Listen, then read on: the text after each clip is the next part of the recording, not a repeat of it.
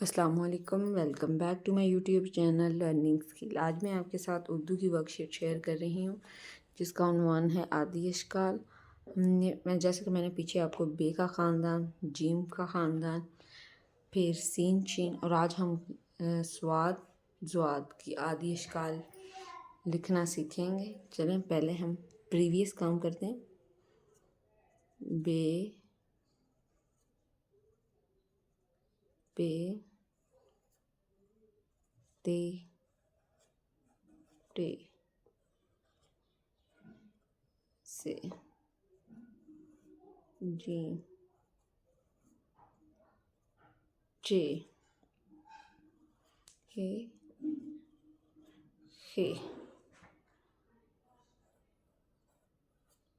Scene शीन।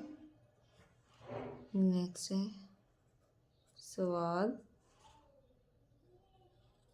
ज़वाद। स्वाद की आदि शक्ल, ज़वाद की आदि शक्ल,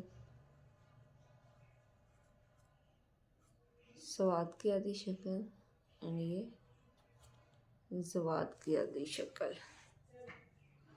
ये थी आज की हमारी वर्कशीट, कंप्लीट हो गई है।